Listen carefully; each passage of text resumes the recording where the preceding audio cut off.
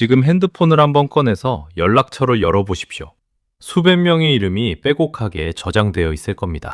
직장 동료, 대학 동기, 고등학교 친구, 동네 모임에서 번호를 교환한 사람까지 스크롤을 내려보면 끝도 없이 이름이 나오죠. 그런데 한 가지 질문을 드리겠습니다. 지금 새벽 2시에 갑자기 눈물이 쏟아질 때 전화할 수 있는 사람이 몇 명이나 됩니까? 1명? 2명? 솔직하게 떠올려 보면 아마 1명도 생각나지 않는 분들이 적지 않을 겁니다. 이상한 일이죠? 분명 연락처에는 수백 명이 있는데 정작 마음을 기댈 사람은 아무도 없다는 이 감각. 이게 대체 뭘까요? 20대에는 상상도 못했던 일입니다. 그때는 매일 밤 술잔을 부딪히던 친구가 10명도 넘었습니다. 퇴근하면 당연히 누군가와 만났고 주말이면 약속이 겹쳐서 어디를 먼저 가야 하나 고민할 정도였습니다. 전화를 걸면 누구든 받았고 새벽까지 이야기해도 다음날 또 만났습니다. 그런데 30대 중반을 지나고 40대가 넘어가면서 상황이 완전히 달라지기 시작합니다. 한때 매일 보던 친구에게 명절 인사를 보내는 것조차 어색해지고 단톡방 알림은 확인도 하기 싫어집니다. 오랜만에 모임에 나가보면 할 말이 없고 억지로 웃다가 돌아오는 길에는 괜히 피곤하기만 하죠. 그러다 문득 이런 생각이 스칩니다. 혹시 나한테 문제가 있는 건 아닌가? 내 성격이 어딘가 틀어진 건 아닌가? 사람들이 나를 슬슬 피하기 시작한 건 아닌가? 이 불안 한 번이라도 느껴보신 적 있지 않습니까? 아마 이 영상을 클릭하신 분이라면 한 번쯤은 이 감정을 경험해 보셨을 겁니다. 그런데 결론부터 말씀드리겠습니다. 이것은 당신이 변해서 생긴 문제가 아닙니다. 오히려 당신의 뇌가 지극히 정상적으로 작동하고 있다는 증거예요. 미국 스탠퍼드 대학교의 심리학자 로라 카르스텐센 교수는 이 현상을 사회 정서 선택 이론이라는 개념으로 설명했습니다.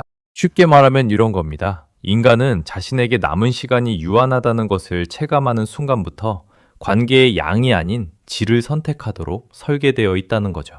넓고 얕은 관계 대신 좁고 깊은 관계를 본능적으로 택하게 된다는 뜻입니다. 그렇다면 왜 하필 중년 이후에 이 변화가 찾아오는 걸까요? 단순히 바빠서? 체력이 떨어져서? 아닙니다. 그 안에는 우리가 미처 몰랐던 심리학적, 뇌과학적 비밀이 숨어 있습니다. 우리 뇌가 진짜 마음을 나눌 수 있는 사람의 수는 대체 몇 명까지인 걸까요? 그리고 왜 뇌는 나이가 들수록 관계를 스스로 잘라내기 시작하는 걸까요? 지금부터 그 비밀을 하나씩 파헤쳐 보겠습니다. 한 가지 질문을 던져보겠습니다. 지금 내 곁에 있는 사람들 중에서 진짜 속마음을 털어놓을 수 있는 사람은 몇 명이나 되나요? 10명? 5명? 아마 손가락을 꼽아보면 생각보다 훨씬 적다는 걸 느끼실 겁니다. 그런데 놀라운 건 이게 지극히 정상이라는 사실입니다. 영국 옥스퍼드 대학교의 진화인류학자 로빈 덤바라는 학자가 있습니다. 이 사람이 수십 년간 인간의 뇌와 사회적 관계를 연구해서 밝혀낸 사실이 하나 있는데요. 인간의 뇌, 정확히 말하면 대뇌의 바깥층인 심피질의 크기가 허용하는 안정적 관계의 최대치는 약 150명이라는 겁니다. 이게 바로 그 유명한 덤바의 수입니다. 쉽게 설명하면 이렇습니다. 덤바 교수는 영장류의 뇌 크기와 무리 주모 사이에 일정한 비례관계가 있다는 걸 발견했어요. 뇌가 클수록 더 많은 개체와 관계를 유지할 수 있었던 거죠. 이 공식을 인간에게 적용했더니 나온 숫자가 바로 150명이었습니다. 이름과 얼굴을 일치시키고 그 사람과 나 사이의 관계를 기억하고 최소한의 사회적 맥락을 유지할 수 있는 한계가 딱 150명이라는 뜻이에요. 그런데 이 150이라는 숫자가 전부가 아닙니다. 이 안에는 철저한 계층 구조가 숨어 있거든요. 가장 바깥쪽에 이름과 얼굴이 겨우 일치하는 수준의 관계가 150명, 그 안쪽으로 좋은 지인이라 부를 수 있는 사람이 50명, 깊은 유대감을 나누는 친한 친구가 15명, 그리고 위기 상황에서 정말로 기댈 수 있는 핵심 관계가 겨우 5명입니다. 고작 5명이에요. 여기서 주목해야 할 숫자가 바로 이 5명입니다. 우리가 진짜 마음을 주고받을 수 있는 자리는 태생적으로 5개뿐인 겁니다. 뇌의 물리적 한계가 그렇게 정해놓았습니다. 그런데 젊을 때는 이 사실을 알 수가 없죠. 에너지가 넘치니까 10명, 20명과 동시에 관계를 유지하는 것처럼 착각합니다. 밤을 새워도 다음날 또 만날 수 있고 감정 소모가 있어도 금방 회복되니까 마치 모든 관계가 깊은 것처럼 느껴지는 거예요. 하지만 나이가 들면서 뇌는 조용히 계산을 시작합니다. 남은 시간, 남은 에너지, 그리고 이 관계가 나에게 진짜 의미가 있는가? 이 계산이 시작되면 뇌는 본능적으로 가지치기에 들어갑니다. 나무가 불필요한 가지를 잘라내고 진짜 열매가 열리는 가지에 양분을 집중시키는 것과 똑같은 원리죠. 친구가 줄어든 것이 아니라 뇌가 원래 자기 자리로 돌아간 겁니다. 그렇다면 이런 의문이 들 수 있습니다. 뇌가 가지치기를 한다면 그 기준은 대체 뭘까요? 왜 어떤 관계는 살아남고 어떤 관계는 잘려나가는 걸까요? 한번 떠올려 보십시오. 20대의 친구를 만나는데 필요한 게 뭐였습니까? 시간 좀, 교통비 좀, 그게 전부였습니다. 약속 잡는데 고민이라는 게 없었어요. 연락이 오면 바로 나갔고 만나서 밤새 떠들다가 다음날 출근해도 아무렇지 않았습니다. 그런데 40대, 50대가 되면 상황이 완전히 달라지죠. 누군가를 만나려면 먼저 체력부터 비축해야 합니다. 약속 전날은 일찍 자야 하고 당일에는 컨디션을 체크합니다. 괜히 몸이 무거우면 나가기가 싫어져요. 그런데 진짜 비용은 체력이 아닙니다. 정신적 에너지입니다. 대화 중에 상대의 감정을 읽어야 하고 분위기를 맞춰야 하고 별로 웃기지도 않은 농담에 적당히 웃어줘야 합니다. 누군가 자랑을 늘어놓으면 리액션을 해줘야 하고 불편한 질문이 날아오면 적당히 넘겨야 하죠. 이 모든 과정이 뇌에 엄청난 부하를 걸어요. 젊을 때는 이 에너지가 하룻밤만 푹 자면 완전히 회복됐습니다. 그런데 중년 이후에는 회복 속도가 현저히 떨어집니다. 한 번의 모임 이후 이틀, 사흘이 피곤한 경험을 해보신 적 있지 않습니까? 월요일 저녁에 사람을 만났는데 수요일까지 피로가 가시지 않는 그 느낌. 이게 단순히 체력이 떨어져서 생기는 현상이 아닙니다. 뇌가 사회적 상호작용에 쓰는 에너지의 총량은 한정되어 있는데 나이가 들수록 그 총량이 줄어드는 거예요. 그래서 뇌는 자연스럽게 묻기 시작합니다. 이 만남이 그만한 비용을 치를 가치가 있는가? 이 사람을 만나고 돌아왔을 때 내 에너지가 충전되는가? 아니면 방전되는가? 이 질문이 자주 떠오른다면 그건 성격이 변한 게 아닙니다. 우선순위가 또렷해진 신호에 가깝습니다. 심리학자 에이미 모리는 이렇게 말했어요. 혼자 있는 시간이 감정적 회복력을 높이고 더 깊은 사고와 창의성을 가능하게 한다고요. 생각해보면 맞는 말이죠. 사람을 만나고 돌아온 뒤에 혼자 조용히 앉아 있으면 머릿속이 정리되는 그 경험, 누구나 한 번쯤 해보셨을 겁니다. 그게 바로 내가 스스로 회복하는 시간이에요. 핵심은 이겁니다. 혼자가 편해진 것은 고립이 아니라 스스로 선택한 자발적 고독입니다. 이것은 마음을 단단하게 만들어주는 보약과 같은 거예요. 그런데 여기서 한 가지 중요한 질문이 남습니다. 자발적으로 혼자를 선택한 것과 어쩔 수 없이 혼자가 된 것은 같은 걸까요? 이 둘은 겉보기에는 비슷해 보이지만 완전히 다른 결과를 만들어냅니다. 방금 자발적 고독이 보약과 같다고 말씀드렸습니다.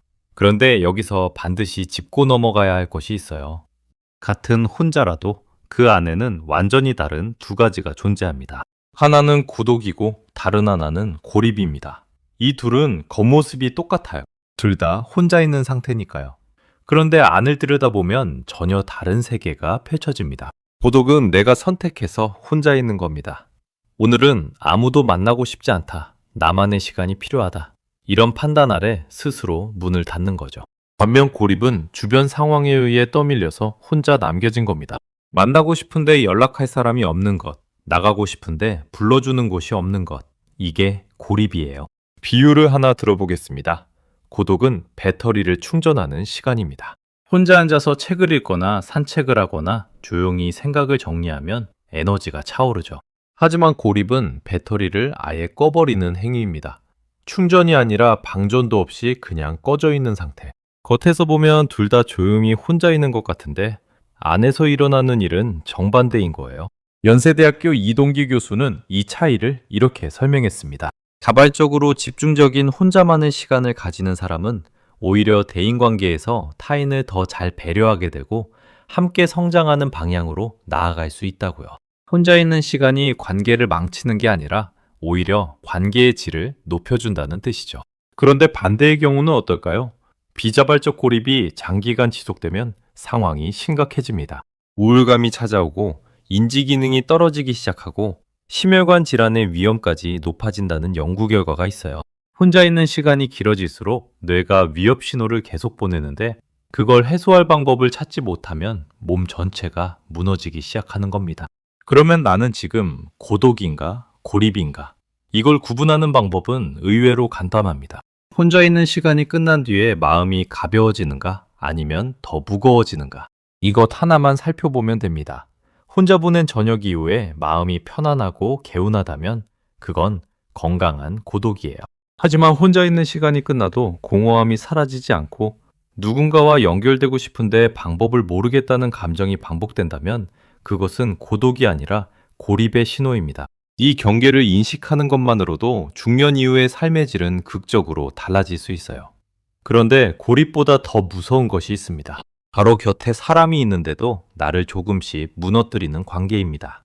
이런 관계는 대체 어떻게 알아볼 수 있을까요? 중년 이후에 얻는 가장 값진 능력이 하나 있습니다. 뭔지 아십니까? 바로 나를 소모시키는 관계를 알아보는 눈이에요. 20대에는 이 눈이 없었습니다. 아니, 없었다기보다는 필요하다는 사실 자체를 몰랐다는 게 맞겠죠. 그때는 웃으면서 다가오는 사람은 전부 내 편이라고 믿었습니다. 자주 연락하면 친한 사이인 줄 알았고 같이 밥 먹고 술 마시면 우정이라고 생각했어요. 그러듯 시간이 지나면서 깨닫게 됩니다. 칭찬하는 척하면서 교묘하게 깎아내리는 사람이 있다는 거요. 잘 됐다고 하면서 뒤에 꼭 한마디를 붙이는 사람. 네가 그 정도면 잘한 거지. 운이 좋았네. 그 자리가 원래 별거 아니긴 한데. 이런 말들은 겉으로는 대화처럼 보이지만 실제로는 자존감을 조금씩 깎아먹는 날카로운 칼이에요. 더 위험한 유형도 있습니다. 조언이라는 이름으로 판단력을 흔드는 사람, 이른바 가스라이팅을 하는 사람이죠. 네가 너무 예민한 거야. 내가 언제 그런 말을 했어. 다 너 잘되라고 하는 소리야. 이런 말을 반복적으로 듣다 보면 자기 감정을 의심하기 시작합니다. 분명 불편했는데 내가 이상한 건가 싶어지는 거죠. 연구에 따르면 가스라이팅 피해자의 74%가 장기적인 정서적 외상을 경험했고 거기서 벗어나 도움을 요청하기까지 평균 2년 이상이 걸렸다고 합니다. 그만큼 정서적 착취는 눈에 보이지 않기 때문에 위험한 거예요. 주먹으로 맞으면 멍이 들어서 누구나 알 수 있지만 말로 맞으면 상처가 안 보이니까 본인조차 자기가 다쳤다는 걸 모르는 경우가 많습니다. 그리고 또 하나 있어요. 내 성과 앞에서 축하 대신 비교를 꺼내드는 사람. 승진했다고 하면 축하한다는 말 대신 누구는 벌써 임원이라던데 하고 말하는 사람. 새 차를 샀다고 하면 요즘 그 차 많이 나왔더라 하며 가치를 떨어뜨리는 사람. 이런 관계가 반복되면 성취감이 사라집니다. 뭘 해도 기쁘지가 않아요. 잘해도 부족한 것 같고 기뻐해도 되는 건지 확신이 안 서는 거죠. 나이가 들면서 이런 관계를 과감히 정리하는 것은 매정한 행동이 아닙니다. 자신을 지키는 가장 정당한 과정이에요. 만날 때마다 기분이 가라앉는 사람, 내 이야기보다 자기 이야기만 끊임없이 쏟아내는 사람, 내가 변화하려고 하면 그걸 불편해하는 사람, 이 관계들을 놓아주는 것은 손해가 아닙니다. 앞에서 말씀드린 그 소중한 5자리를 지키기 위한 결단이에요. 그렇다면 관계를 정리한 뒤에 남는 그 빈자리는 어떻게 받아들여야 할까요? 비어있으니까 불안한 걸까요? 아니면 그 빈자리에도 의미가 있는 걸까요? 지금까지 이야기한 내용을 한번 정리해 보겠습니다. 중년 이후 인간관계가 줄어드는 것은 결핍이 아닙니다. 덤바일수가 증명하듯 인간의 뇌는 원래 5명의 핵심 관계에 집중하도록 설계되어 있어요. 나이가 들수록 뇌는 그 본래의 설계대로 돌아가는 것뿐입니다. 젊을 때 10명, 20명과 관계를 유지했던 건 에너지가 넘쳐서 가능했던 일종의 예외 상태였던 거죠. 만남의 비용이 올라가면서 자발적으로 혼자만의 시간을 선택하는 것은 지극히 건강한 반응이고 나를 작게 만드는 관계를 정리하는 것은 세월이 준 지혜입니다. 이걸 매정하다고 느낄 필요가 전혀 없어요. 그런데 여기서 많은 분들이 놓치는 것이 하나 있습니다. 관계를 정리하고 나면 빈자리가 보이죠? 그 빈자리가 불안하게 느껴질 수 있습니다. 예전에는 채워져 있었으니까요. 하지만 그 빈자리는 비어있는 게 아닙니다. 당신을 위해 열려있는 공간이에요. 사회학에는 콤보이 모델이라는 개념이 있습니다. 인간의 사회적 관계가 마치 호위선단처럼 겹겹이 둘러싸고 있다는 이론인데요. 흥미로운 건 이겁니다. 은퇴를 하고 사회적 직함이 사라지고 매일 만나던 동료가 없어져도 가장 안쪽 원에 있는 사람의 수는 거의 변하지 않는다는 거예요. 직장을 떠나면서 줄어든 건 의무적으로 유지하던 관계이지 진심으로 연결된 관계가 아닙니다. 오히려 겉에 있던 관계가 거쳐나가면서 진짜 소중한 사람이 더 또렷하게 보이기 시작하는 거죠. 안개가 걷히면 산이 보이는 것과 같은 이치입니다. 한 가지만 기억하십시오. 연락처에 저장된 숫자가 인생의 풍요를 결정하지 않습니다. 친구가 100명인 사람이 행복한 게 아니에요. 진짜 중요한 건 곁에 있는 사람과 얼마나 편안하게 숨 쉴 수 있느냐입니다. 아무 말 없이 나란히 앉아 있어도 어색하지 않은 사람, 내 약한 모습을 보여줘도 괜찮은 사람, 연락이 뜸해져도 다시 만나면 어제 본 것처럼 편한 사람, 그 사람이 한 명이라도 있다면 당신의 인간관계는 이미 충분히 풍요로운 겁니다. 지금 이 영상을 보고 계신 분들 잠시 주위를 둘러보십시오. 수백 명이 빠져나간 자리에 아직 남아있는 사람이 보이시죠? 그 사람이 바로 당신의 진짜 인연입니다. 세월이 걸러내고도 남은 관계, 그보다 단단한 게 어디 있겠습니까? 그 관계를 소중히 여기시길 바랍니다. 오늘 이 영상이 마음에 와닿으셨다면 좋아요와 구독 부탁드립니다. 다음 영상에서는 더 깊은 이야기로 찾아오겠습니다.